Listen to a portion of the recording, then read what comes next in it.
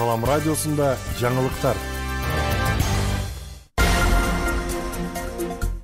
Саламатсыздар урматтуу радио көрмандар жана биздин YouTube каналыбыздын көрүүчүлөрү. Сиздер менен жаңылыктар түрмөгү. Аны мен Бекбол Бакытуулу бүгүн тааныштырмакчымын. Алгач жаңылыктардан кыскача түрмөк. Чек арада кыргыз-тажик элдери ооз ачарга чогулушушту. Мындан ары Кыргызстанга киргенде ПЦР тест жана эмдөө жөнүндө сертификат талап кылынбайт. Сүлдүктүдө кайрымдуулук текчеси ачылды. Ушул жаңылыктар менен кененирээк.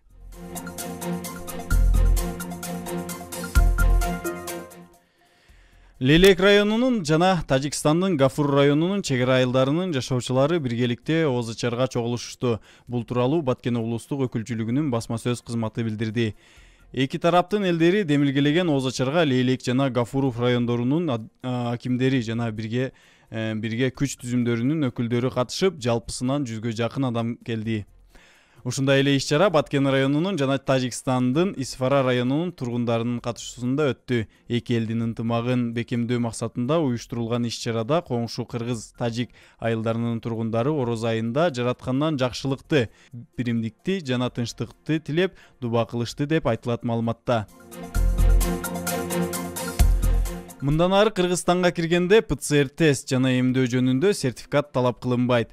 2022 жылдын 1-майынан тартып Кыргызстандын жарандары жана Кыргызстандын мамлекеттик чек арасын кесип өткөн чет өлкөлүк жарандары үчүн ПЦР тесттин терс жыйынтыгынын же COVID-19 каршы эмдөөдөн өткөндүгү тууралуу күбөлүктүн болушу жокко чыгарылды.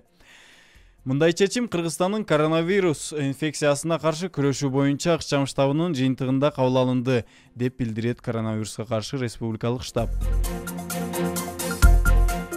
Сүлүктүдө кайрымдуулук текчеси ачылды. Сүлүктү шаарына караштуу Кальцо аймагында калктын аярлуу катмарындагы адамдарга гуманитардык жардам көрсөтүү максатында азык-түлүк текчеси ачылды.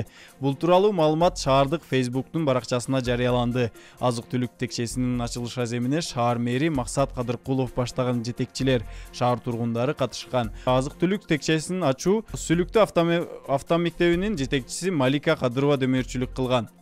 Ал эми текчени азык-түлүк менен толтуруу шаардык кеңештин жана мэриянын аппарат кызматкерлери тарабынан камсыздалды. Эскерте кетсек, буга чейин мындай социалдык текчелер шаарыбыздын 3 жеринде ачылган.